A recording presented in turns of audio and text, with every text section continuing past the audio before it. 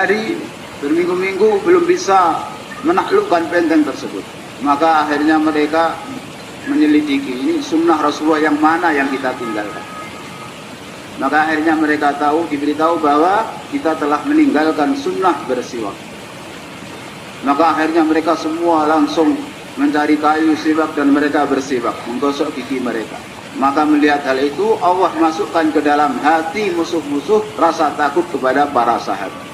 Kalau di akal-akal ya nggak masuk akal, orang musuh yang nggak bisa dikalahkan dengan pedang aja nggak bisa dikalahkan.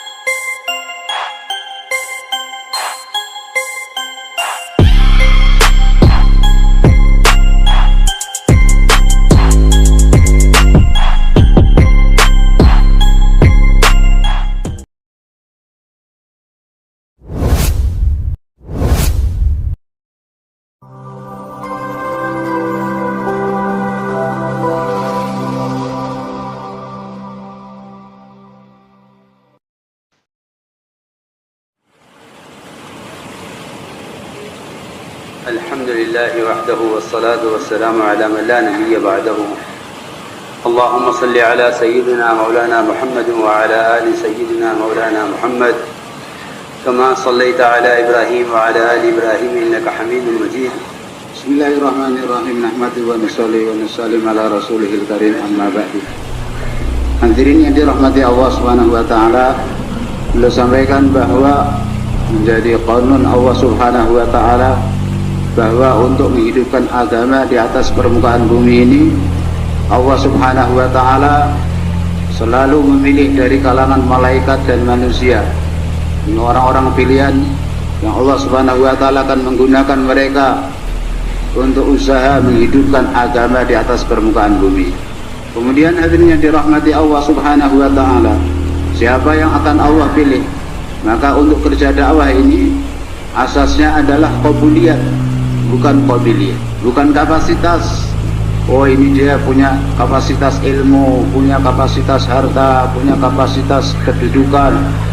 Bukan itu yang dijadikan oleh Allah Subhanahu wa taala sebagai ukuran, sebagai alasan untuk menerima, untuk memilih seorang hamba untuk kerja dakwah.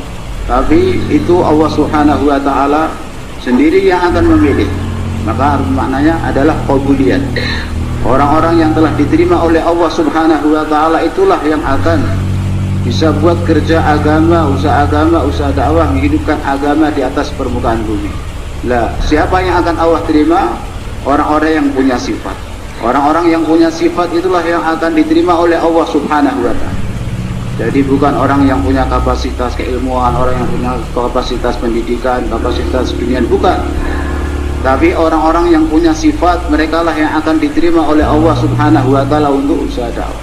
Maka untuk itulah hendaknya kita berusaha agar Allah menerima kita dengan cara mewujudkan dalam diri kita sifat-sifat yang terpuji, dengan sifat-sifat yang terbaik, dengan sifat-sifat yang dicintai oleh Allah Subhanahu wa taala, sehingga Allah akan menerima kita untuk usaha dakwah. Akhirnya dirahmati Allah Subhanahu wa taala. Karena yang dikehendaki adalah istiqomah di atas dakwah, bukan sekedar kita keluar kemudian kita tinggalkan, bukan. Tapi kita setelah buat dakwah, ikut dakwah, maka kita istiqomah terus di dalam dakwah. Dan istiqomah itu akan kita dapatkan manakala ada munasabah antara kita dengan dakwah. Jadi hubungan seorang dengan dakwah itu ada dua macam, satu nisbat, satu munasabah. Beliau kasih contoh untuk memahami. Satu orang suami istri, satu orang laki-laki dan seorang wanita menikah.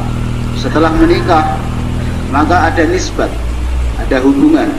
Ini suami bagi wanita ini istri bagi laki-laki. Jadi ada hubungan suami istri.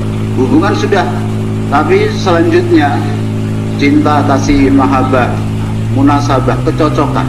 Belum tentu setelah jadi suami istri terus kemudian cocok. Berapa banyak orang setelah jadi suami istri hubungan sudah dia dapatkan, tapi ternyata nggak cocok, tidak ada kecocokan, sehingga tidak ada mahabbah, tidak ada cinta kasih di antara mereka. Akhirnya putus. Suami istri yang sudah sah, hubungan yang sudah sah itu jadi putus karena apa? Karena tidak adanya kecocokan. Nah, yang diharapkan kita dalam dakwah ini bukan sekedar kita bersinggungan, sekedar kita ada hubungan. Orang lihat kita dari pakaian kita, oh siapa itu orang dakwah. Itu kita baru punya hubungan. tapi kita belum ada rasa cinta kita kepada dakwah. Untuk wujudnya cinta, hadirin yang dirahmati Allah SWT, jika telah terjalin hubungan cinta kita dengan dakwah, dalam hati kita ada rasa mahabbah kepada dakwah, maka itulah yang akan menyebabkan kita istiqomah di dalam dakwah. Kita akan istiqomah di dalam dakwah. Ini hadirin yang dirahmati Allah Subhanahu wa taala. Maka sekali lagi Allah Subhanahu wa taala memilih hamba-hambanya untuk kerja dakwah. Maka kita harus usaha, bukan sekedar kita ini punya hubungan dengan dakwah. Kalau sekedar cuma hubungan, bisa jadi suatu saat kita akan pecah, kita akan tinggalkan dakwah. Tapi yang dikehendaki adalah hubungan lebih daripada sekedar hubungan biasa, tapi hubungan cinta kasih. Dalam hati kita kecintaan kepada dakwah itu luar biasa, sehingga kita akan istiqomah. Dan dengan sebab itu Allah Subhanahu wa taala akan pilih kita, Allah Subhanahu wa taala akan gunakan kita dalam kerja dakwah. Kemudian hadirin yang dirahmati Allah Subhanahu wa taala, dalam menjalankan kerja dakwah ini kita sangat memerlukan pertolongan dari Allah Subhanahu wa taala. Tanpa pertolongan Allah Subhanahu wa taala, maka kita akan merasa capek, kemudian merasa bosan, kemudian kita akan tinggalkan dakwah. Bosan sendiri, capek sendiri, maka akhirnya kita akan tinggalkan dakwah.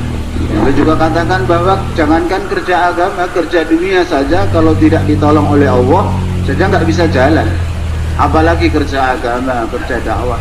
Maka kerja agama, kerja dakwah sangat berhajat kepada pertolongan Allah Subhanahu wa taala. Untuk itu hadirin yang dirahmati Allah Subhanahu wa taala, kita harus mempelajari, kita harus mengetahui asbab yang terbesar bagi datangnya pertolongan Allah itu apa? Apa yang akan menyebabkan pertolongan Allah datang kepada kita? Ini harus kita ketahui dan kemudian kita amalkan, sehingga pertolongan Allah akan datang bersama. Beliau katakan bahwa asbab terbesar bagi datangnya pertolongan Allah Subhanahu wa taala dalam dakwah adalah ittiba'us sunnah, mengikuti sunnah Nabi sallallahu alaihi wasallam. Semakin kita dalam menjalankan dakwah ini kita hidupkan sunnah Rasulullah sallallahu alaihi wasallam, maka Allah akan berikan pertolongannya kepada kita. Dan inilah yang membedakan antara dakwah dan organisasi keislaman lain. Organisasi keagamaan, bedanya dengan dakwah ini adalah dalam ittiba'us sunnah. Kalau kita lihat organisasi keagamaan Islaman, mereka mengikuti metode ahli dunia. Metode ahli dunia, kemudian cara-cara ahli dunia yang mereka berkembang mengikut kehendak orang-orang di zaman, mengikuti kehendak orang-orang yang ada di zaman. Karena itulah hadirin yang dirahmati Allah Subhanahu wa taala, ini perbedaan antara dakwah dan organisasi keagamaan dalam ittiba'us sunnah. Kita tahu bahwa Nabi sallallahu alaihi wasallam ditolong oleh Allah Subhanahu wa taala dengan ruh, yakni rasa takut yang Allah Subhanahu wa taala tanamkan dalam hati musuh, kewibawaan yang besar sehingga musuh takut. Dengan rasa takut di dalam hati musuh itu bukan karena Rasulullah, tapi karena ada di dalam sunnah. Maka siapapun, meskipun Rasulullah SAW tidak ada, apabila umat Islam mengamalkan sunnah Rasulullah SAW, Allah akan masukkan dalam hati musuh rasa takut kepada orang Islam. Ini terjadi di zaman sahabat. Para sahabat satu ketika mereka mengepung musuh, berhari-hari, berminggu-minggu belum bisa menaklukkan benteng tersebut. Maka akhirnya mereka menyelidiki, ini sunnah Rasulullah yang mana yang kita tinggalkan. Maka akhirnya mereka diberitahu bahwa kita telah meninggalkan sunnah bersiwak. Maka akhirnya mereka semua langsung mencari kayu siwak dan mereka bersiwak, menggosok gigi mereka. Maka melihat hal itu, Allah masukkan ke dalam hati musuh-musuh rasa takut kepada para sahabat. Kalau di akal-akal ya nggak masuk akal, orang musuh yang nggak bisa dikalahkan dengan pedang aja nggak bisa dikalahkan, maksudnya dengan siwak bisa dikalahkan. Tapi masalahnya bukan dalam pedang siwaknya, masalahnya dalam ittiba'us sunnah. Bahwa selama ini kita hanya mengandalkan pedang dan kita tinggalkan sunnah, maka musuh nggak takut. Begitu sahabat menghidupkan sunnah siwak, maka mereka langsung ketakutan, sehingga musuh-musuh pergi lari meninggalkan medan perang, meninggalkan benteng tersebut. Para sahabat bisa menaklukkan benteng itu tanpa harus memerangi mereka hanya dengan siwak saja. Hadirin yang dirahmati Allah Subhanahu wa taala, perlu katakan lagi, tegaskan, maka hendaknya dalam kita menjalankan usaha dakwah ini semakin sempurna sunnah Nabi Shallallahu Alaihi Wasallam kita hidupkan, maka semakin besar pertolongan Allah Subhanahu wa taala akan diberikan kepada kita. Hadirin yang dirahmati Allah Subhanahu wa taala, saya sampaikan bahwa ittiba'us sunnah dalam kehidupan sehari-hari itu sangat penting. Dalam ibadah kita, dalam munakahah, dalam makan minum, dalam pakaian, apalagi dalam muasyarah, itu sangat penting. Karena dengan menghidupkan sunnah, dalam menghidupkan sunnah, dan maksud daripada usaha dakwah ini sebagaimana yang dikatakan Maulana Ilyas rahmatullahi adalah menghidupkan sunnah Rasulullah SAW. Maka kita hidupkan sunnah dalam segala lini, dalam segi ibadah kita, muasyarah kita, muamalah kita, sehingga orang-orang lain, orang-orang di luar Islam, mereka akan terkesan dengan keindahan Islam dan mereka akan masuk ke dalam Islam. Zaman sahabat radhiyallahu taala anhum ajma'in, Islam tersebar karena orang-orang melihat muasyarah para sahabat, melihat akhlak para sahabat, melihat kehidupan para sahabat yang sesuai dengan sunnah. Jadi bukan dengan pedang, bukan. Islam tersebar bukan dengan pedang, tapi dengan ittiba'us sunnah. Para sahabat menghidupkan sunnah Rasulullah SAW dalam kehidupannya, dalam muasyarahnya, sehingga orang-orang di luar Islam mereka senang dan mereka masuk ke dalam agama Islam. Seperti itulah hari ini juga ada Hadraji Maulana Yusuf rahmatullah mengatakan bahwa hari ini orang-orang akan senang dengan dakwah, akan masuk dakwah, ikut dakwah. Itu yang menentukan adalah kehidupan dai itu sendiri. Kehidupan dai, kehidupan kita. Kalau sesuai dengan sunnah, muasyarah kita, muamalah kita, ibadah kita sesuai dengan sunnah, maka orang akan senang dengan dakwah, mereka akan ikut dakwah.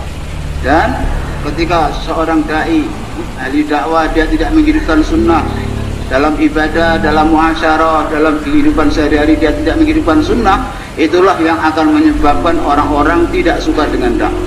Yang menyebabkan orang-orang berprasangka buruk kepada dakwah itu karena kita sendiri.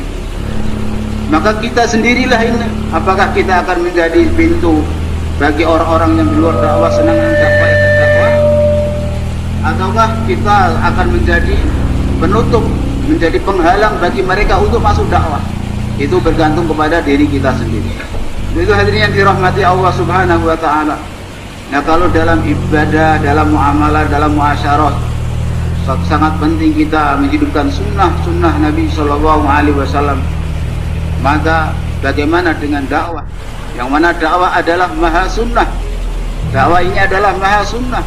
Maka menghidupkan sunnah dalam dakwah ini adalah sangat penting. Menghidupkan sunnah dalam dakwah adalah sangat penting. Supaya apa? Supaya dengan dakwah kita ini orang-orang juga akan terkesan, mereka akan ikut dakwah. Hadirin yang dirahmati Allah Subhanahu wa taala. Sunnah dalam dakwah, sunnah yang terbesar adalah kerja secara umumiyah. Kita harus paham bahwa Nabi kita, Nabi Muhammad Sallallahu Alaihi Wasallam, beliau diutus untuk seluruh umat manusia di seluruh dunia hingga hari kiamat. Maka medan dakwah beliau itu yang paling luas. Sedangkan nabi-nabi terdahulu mereka hanya diutus untuk suatu kaum yang punya profesi yang sama. Ada yang diutus untuk satu kaum yang pedagang saja, ada yang petani saja, dan lain sebagainya. Nah, kalau kita sebagai umat Nabi Shallallahu Alaihi Wasallam, kita hanya memfokuskan, kita hanya menggarap satu kaum yang sama profesinya, kita hanya menggarap orang-orang yang satu profesi, berarti kita telah meninggalkan medan dakwah Nabi. Kita sibuk dengan medan dakwah Nabi-Nabi yang terdahulu. Dan itu bukan umumiyat. Ini harus kita pahami. Hanya kita menggarap para dokter saja, menggarap para pedagang saja, menggarap para petani saja. Itu kan medan dakwah Nabi-Nabi terdahulu. Sementara Nabi kita diberi oleh Allah Subhanahu wa taala medan yang sangat luas. Maka medan dakwah yang sangat luas, masuk di dalamnya seluruh manusia dengan seluruh profesi, segala macam profesi yang ada di seluruh dunia. Hadirin yang dirahmati Allah SWT, kita perlu usaha kepada mereka semua. Karena seluruh umat manusia di seluruh dunia kal jasadil wahid, seperti satu badan. Maka hendaknya kita kerja dengan niat menjadikan seluruh manusia yang ada di seluruh dunia hingga hari kiamat sebagai medan dakwah kita. Ini untuk mengikuti jejak Nabi Shallallahu Alaihi Wasallam. Pertama, dalam niat, hendaknya kita niatnya pun harus luas. Niat kita adalah seluruh umat manusia di seluruh dunia, karena seluruh umat manusia seperti satu badan. Sehingga apabila ada satu anggota badan yang sakit, kakinya sakit, maka seluruh anggota badan yang lain ikut merasakan. Nah, kalau ada orang Islam di satu daerah yang lain, mereka dalam musibah, dalam kesusahan, kemudian daerah yang lain tidak ikut merasakannya, berarti sudah terputus, ini bukan satu badan lagi. Padahal Nabi mengatakan seluruh orang Islam, seluruh manusia di seluruh dunia seperti satu badan. Di mana di satu daerah, satu wilayah, di sana ada kemerosotan dalam agama, maka yang lain harus merasakannya, harus ada rasa tanggung jawab untuk bagaimana menghidupkan agama di sana juga. Kita orang Indonesia bukan hanya untuk Indonesia. Allah Subhanahu wa Ta'ala lahirkan kita, Allah ciptakan kita di Indonesia, bukan berarti kita hanya untuk ngurus orang Indonesia, tapi kita untuk memikirkan, untuk usaha seluruh umat manusia di seluruh dunia hingga hari kiamat. Maka ini satu hal dalam umumiyat, yaitu niat kita adalah niat seluruh alam. Karena medan dakwah kita medan seluruh alam, bukan hanya satu manusia, satu golongan manusia yang sama profesinya, bukan, tapi umumiyat semuanya. Dan hadirin yang dirahmati Allah Subhanahu wa Ta'ala, yang kedua adalah dalam hati. Hati kita juga harus lapang. Kalau niat kita lapang, niat kita luas, hati kita juga harus luas. Artinya luas, kita hendaknya memaafkan siapapun. Kalau Nabi SAW saja, beliau mudah memaafkan orang yang ingin membunuh beliau, orang yang meracun beliau, orang yang memfitnah beliau, orang yang menuduh beliau, orang yang mengganggu, semua orang yang ingin mengganggu, menghabisi beliau, semuanya dengan mudah dimaafkan oleh Nabi SAW. Apalagi dengan sesama kita hari ini, dengan sesama bekerja dakwah, hendaknya hati kita lapang, memaafkan kesalahan, memaafkan kekurangan saudara-saudara kita. Jangan malah mencari kekurangan-kekurangan. Kita harus lapang. Inilah umumnya. Niat kita luas, karena medan dakwah kita juga luas seluruh alam, maka hati kita juga harus luas. Hati kita yang luas, memaafkan semuanya, seperti hati baginda Nabi SAW. Hati beliau luas, lapang.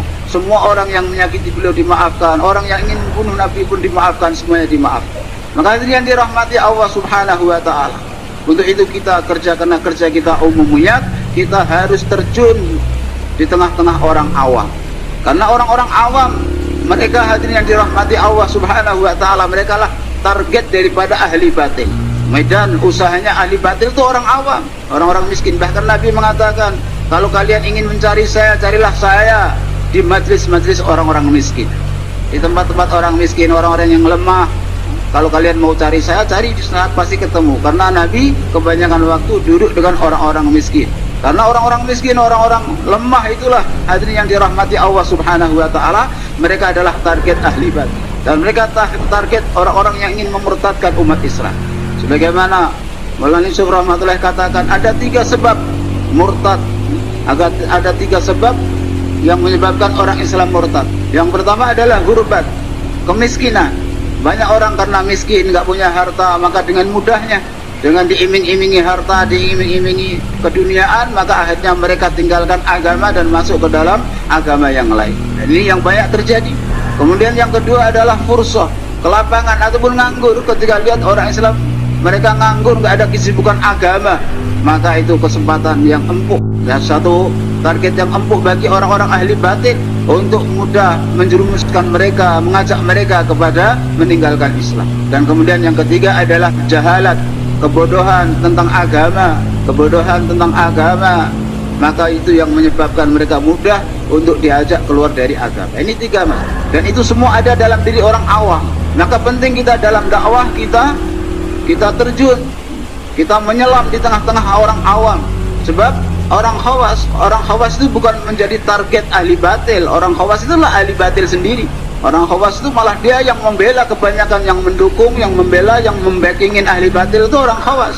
Target kebatilan itu orang awam. Maka hadirin sekalian, maka kita harus terjun di tengah-tengah orang awam. Nah, untuk itulah maka beliau mengatakan, hendaknya orang-orang lama mereka kalau keluar itu jangan kumpul semuanya orang lama. Hendaknya satu orang lama bawa orang-orang baru, orang lama bawa orang-orang baru. Dan seperti itulah yang dilakukan oleh Nabi Shallallahu Alaihi Wasallam. Setiap kali ada orang yang baru masuk Islam, maka digabungkan, dipasangkan dengan orang lama, supaya orang lama mengajari orang-orang yang baru. Hari ini orang-orang lama kumpul keluar bareng-bareng, yang orang awam ditinggalkan. Akhirnya orang-orang awam dicaplok oleh ahli batil. Nah, orang lama karena bergabung bersatu, akhirnya sibuk perang tertib. Kalau yang satu bilang ini tertibnya begini, yang satu bilang ini tertibnya begini, akhirnya berkelahi sendiri. Yang orang-orang lama berkelahi sendiri, maka ini akan menghambat kemajuan kita dan kita tidak akan terjaga dalam dakwah. Asbab taraqi, asbab peningkatan dan asbab perlindungan kita, penjagaan kita dalam dakwah, ketika orang-orang lama mereka membaur dengan orang-orang baru keluar dengan orang-orang baru. Orang-orang baru dibawa satu orang lama, dua orang lama, bawa 8 orang baru. Bukan orang-orang lama keluar bareng-bareng semua orang lama. Apa yang terjadi sehingga tadi ketika awam ditinggalkan, akhirnya mereka dicaplok ahli batil. Nah, orang-orang lama kumpul jadi satu, mereka keluar malah berantem sendiri, berantem tertib, berantem usul, wah ini begini. Nah, untuk itulah maka hadirin yang dirahmati Allah Subhanahu wa taala, hendaknya kita orang-orang lama menyelam dalam lautan orang-orang awam, bahwa mereka keluar jalan Allah Subhanahu wa taala. Jangan orang-orang lama kumpul jadi satu, orang lama harus pisah, keluar sendiri-sendiri, cari jamaah, orang-orang baru sendiri keluar sendiri-sendiri. Hadirin yang dirahmati Allah Subhanahu wa taala, dikatakan bahwa kerja dunia, untuk menjalankan kerja dunia, dan biasanya orang menjalankan kerja dunia itu adalah dengan takabur, dengan kebesaran. Baru kerja dunia itu akan jalan. Karena dunia itu kecil, untuk kerja-kerja kecil menjalankannya maka orang perlu kebesaran. Sedangkan untuk kerja besar maka diperlukan adalah ketawaduan. Jadi orang akan bisa jalan dalam kerja besar itu kalau dia tawadu, kalau dia itu merendah. Sementara kalau kerja kecil untuk bisa jalan memang harus merasa besar.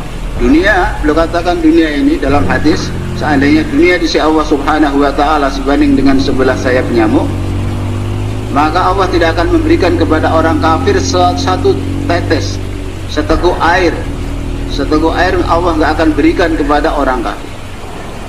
Karena dunia ini kecil, nggak ada nilainya di sisi Allah Subhanahu wa taala.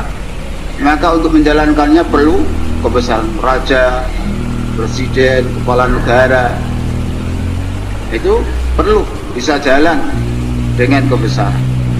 Tapi kerja agama, kerja yang besar, itu nggak bisa jalan dengan kebesaran. Kerja agama justru akan bisa jalan itu kalau kita punya sifat tawadu, kita punya sifat merendah diri. Kalau kita punya sifat rendah hati, kita punya sifat tawadu, merasa kita kecil, nggak bisa apa-apa, baru kita malah bisa kerja dalam kerja yang besar. Kalau orang dalam kerja yang besar merasa dirinya besar, bahwa dia itu bisa segalanya, dan dia menginginkan kebesaran, orang seperti itu nggak akan bisa jalan dalam kerja yang besar. Maka dalam kerja dakwah ini diperlukan adanya sifat tawadhu, sifat ikhlas. Siapa itu orang-orang yang ikhlas? Orang-orang yang dia menyembunyikan kerjanya dan menyembunyikan namanya. Kerjanya disembunyikan, namanya juga disembunyikan, mau kerjanya, usahanya diketahui oleh orang lain, dan juga tidak mau namanya dikenal orang lain. Sementara orang yang riya itu mereka kerja, enggak kerja apa-apa, tapi ingin namanya masyhur, mau terkenal, padahal dia enggak korban apa-apa, enggak buat apa-apa, enggak kerja apa-apa.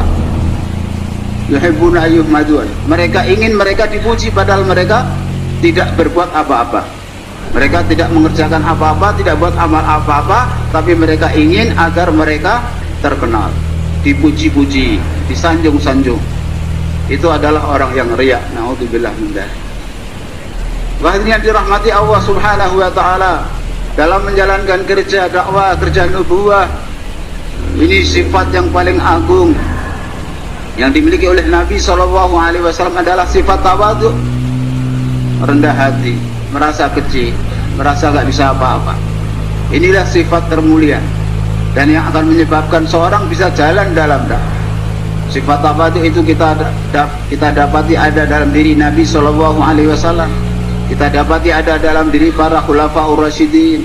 Karena mereka telah bersuhbah dengan Nabi Shallallahu Alaihi Wasallam, maka para sahabat pun mereka memiliki sifat tawadhu.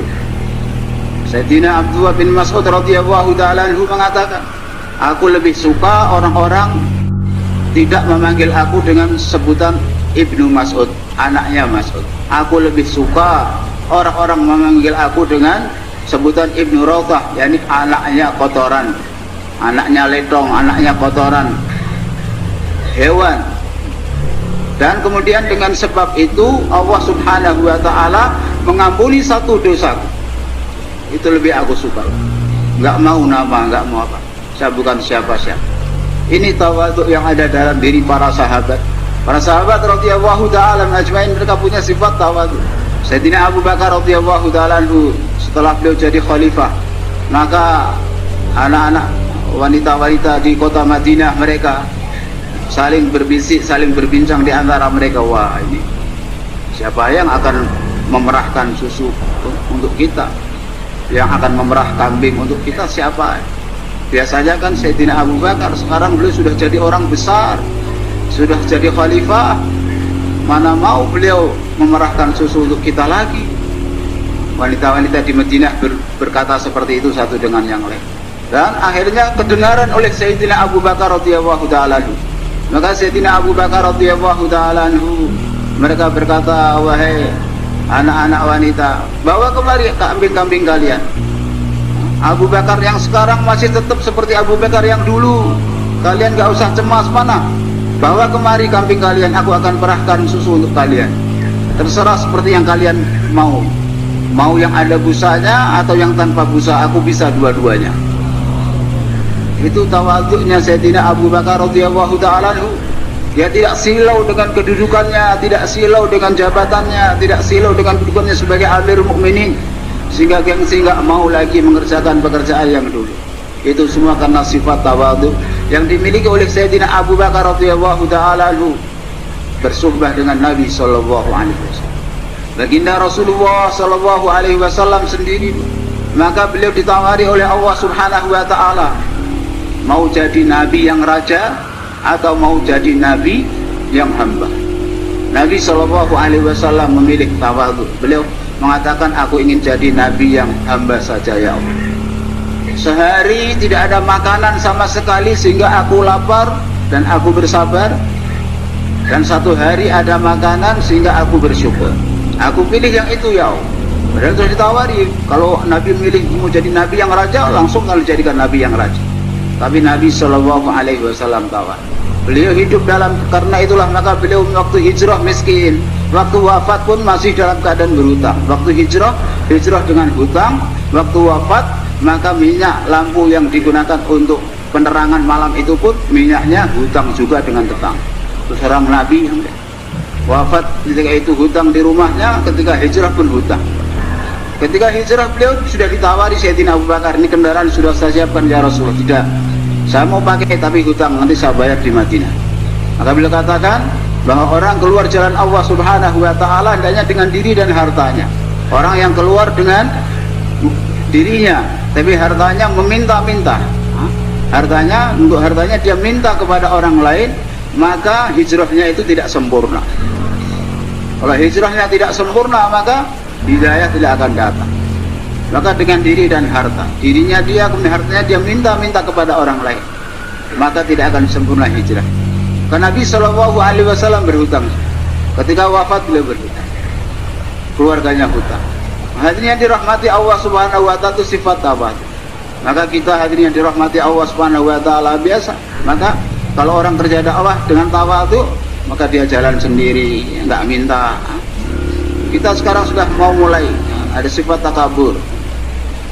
Karena kalau orang miskin maka dia merengek-rengek, mengemis. Orang yang tawadhu, orang yang kecil, dia kalau meminta sesuatu itu dengan mengemis, meminta-minta, merayu, memelas. Tapi kalau orang kaya maka dia akan main perintah. Maka kita dalam dakwah mulai seperti itu. Oh, diputus Takaza ke sana ya, siapkan kendaraannya. Oh, main perintah. Oh, minta. Oh, Takaza kemana? Ke sana, siapkan penjemputannya. Wah, ini sudah nggak tawadhu. main perintah. Dalam dakwah main perintah. Kita dalam dakwah hendaknya merasa kita miskin, kita kecil, kita nggak berhak untuk mendapatkan itu semua. Kita nggak berhak untuk dimuliakan. Kemana pergi antar jemput itu kita nggak layak untuk mendapatkan fasilitas seperti itu. Orang yang tawadhu dia merasa nggak pantas, nggak layak untuk mendapatkan. Tapi kalau sudah mulai ada sifat takabur, ya harus siapkan antar jemput. Maka hilangkan kebiasaan-kebiasaan yang sudah semakin merajalela seperti itu. Ya kalau mau antar jemput itu ya jangan nunggu, jangan nunggu diperintah, jangan nunggu diminta, harus tahu sendiri. Pada orang yang putus takaza, dia yang malah nyuruh. Tapi sementara orang daerah juga nggak tahu. Akhirnya ya seperti itu. Itu hadirin yang dirahmati Allah Subhanahu wa taala, maka kita dalam dakwah hendaknya kita merendah. Dan untuk itu hadirin yang dirahmati Allah Subhanahu wa taala, agar kita dapat sifat tawadhu, di antara ketawadhuan para sahabat, mereka terkadang meminta sesuatu ataupun meminta didoakan oleh orang yang lebih rendah darinya, oleh orang yang lebih kecil darinya. Contohnya boleh sampaikan satu kisah. Satu ketika Sayyidina Abu Bakar dan Sayyidina Umar radhiyallahu taala anhuma sedang tawaf. Selesai tawaf, maka keduanya sudah keluar dari tempat mataf. Dari mataf kedua sudah keluar, sudah sampai di pintu keluar Masjidil Haram. Kemudian keduanya melihat ada seorang laki-laki masuk masjid dengan menggendong ibunya untuk tawaf. Maka keduanya berpikir, kesempatan ini, ada seorang laki-laki tawaf gendong ibunya, ini amalan karena dia khidmat kepada ibunya, maka rahmat yang Allah akan cucurkan kepada dia pasti besar, pasti hujan rahmat Allah akan cucurkan kepada dia. Yuk kita ikuti dia, ikut tawaf. Selesai tawaf, ketika dia doa nanti kita minta supaya kita didoakan juga. Padahal kita tahu siapa Sayyidina Abu Bakar As-Siddiq radhiyallahu taala anhu, kemudian Sayyidina Umar radhiyallahu taala anhu. Dua orang ini adalah orang-orang yang termulia dari seluruh umat ini setelah para nabi. Muttafaq, orang yang termulia, orang yang paling besar pahalanya Sayyidina Abu Bakar, Sayyidina Umar radhiyallahu taala. Maka satu ketika Sayyidah Aisyah radhiyallahu taala anha, beliau berbaring malam-malam di bawah langit langsung, maka beliau lihat begitu banyak bintang-bintang. Beliau melihat itu ditemani oleh Nabi sallallahu alaihi wasallam. Maka kemudian Rasulullah SAW bertanya, wahai Aisyah, adakah orang yang bisa menghitung bintang-bintang itu? Enggak ada ya Rasulullah. Maka tahukah kamu siapakah orang yang memiliki pahala kebaikan sebanyak bintang-bintang di langit itu, yang enggak bisa dihitung? Maka Sayyidah Aisyah berharap itu adalah ayah beliau Sayyidina Abu Bakar radhiyallahu taala. Dia itu siapa ya Rasulullah? Siapa orang yang memiliki kebaikan sebanyak bintang-bintang di langit itu? Maka Rasulullah menjawab, dia adalah Umar bin Al-Khattab radhiyallahu taala. Padahal Sayyidah Aisyah berharap jawabannya adalah Sayyidina Abu Bakar.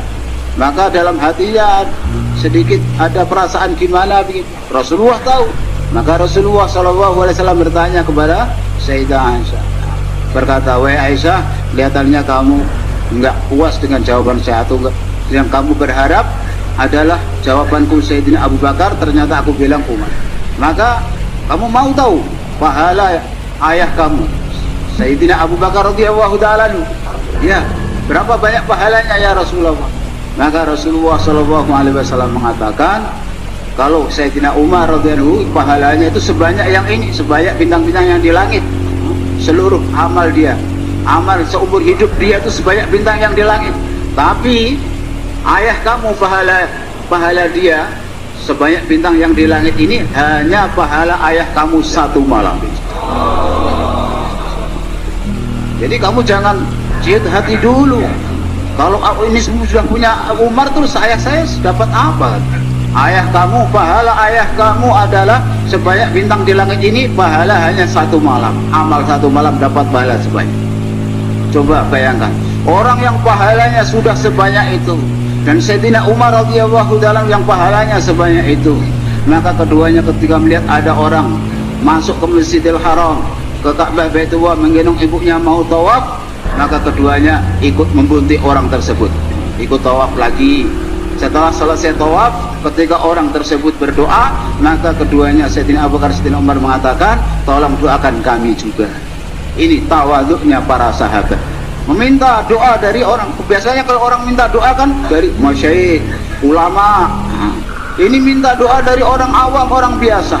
Tapi karena tahu dia khidmat kepada ibunya, dengan sebab khidmat kepada ibunya, maka rahmat Allah subhanahu wa ta'ala bercurah-curah ke atasnya. Maka keduanya berharap dapat percikan rahmat itu juga. Maka minta didoakan. Inilah hadirin yang dirahmati Allah subhanahu wa ta'ala. Beliau katakan bahwa karena sifat tawadhu, maka seseorang menganggap dan dia akan mengambil manfaat, kesempatan, semua kebaikan akan dia ambil. Namun karena orang punya sifat takabur, terkadang karena merasa dirinya lebih tinggi daripada kebaikan itu, sehingga dia tidak mau mendapatkan kebaikan tersebut. Dan beliau katakan tadi dua sifat yang sangat penting, yaitu kita kerja secara umumiyat. Yang pertama adalah kerja dengan umumiyat. Nah, kerja dengan umumiyat ini artinya kita orang-orang lama jangan keluar dengan orang-orang lama saja. Hendaknya kita kerja dengan orang-orang biasa juga, aja orang-orang umum. Dan begitu juga kita kalau kerja, kita dakwahnya tidak hanya kepada ahbab, tapi kita dakwah kepada seluruh umat. Karena kalau kita ini kerja keluar jalan Allah dengan orang-orang lama saja, maka kita tidak akan belajar sifat ikram. Nabi SAW telah bersabda kepada Sayyidina Athman radhiyallahu anhu, berjuanglah kamu, keluarlah kamu bersama orang-orang yang bukan dari kaummu. Dengan itu maka akhlak kamu akan menjadi baik. Karena kalau kita keluar dengan orang-orang yang kita kenal saja, orang akan menghormati kita karena dia tahu kedudukan kita, dia tahu siapa kita, maka dia akan menghormati kita. Tapi kalau kita keluar dengan orang yang tidak kenal kita, lah baru itu ujian, kita belajar ikram, kita ikram kepada orang lain, tidak melulu minta diikram. Kalau kita keluar dengan orang yang kita kenal, maka orang yang kita kenal akan ikram kita. Oh, ini orang lama. Namun ketika orang lama keluar dengan orang yang tidak kenal dia, maka dia yang akan ikram orang baru. Karena orang baru nggak akan ikram dia. Nah, dia tahu kan harus ikram, maka dia yang akan ikram orang baru. Maka akan menjadi bagus akhlaknya. Dan yang kemudian yang kedua adalah kita dalam umumiyat ini kita dakwah kepada orang-orang yang ada di luar, itu orang awam. Jangan hanya kepada karkun. Kalau kita dakwah hanya kepada karkun, keluar di daerah yang banyak karkunnya, maka ini tidak akan menjadi umat, tapi akan menjadi firqah. Padahal kita ingin membentuk umat, bukan ingin membentuk firqah. Maka akan wujud manakala kita keluar di tempat-tempat yang orang tidak kenal kita, dan kita dakwahnya bukan hanya kepada karpet. करेंगे इंशाल्लाह। Yang amal insyaallah. बात समझे कुछ?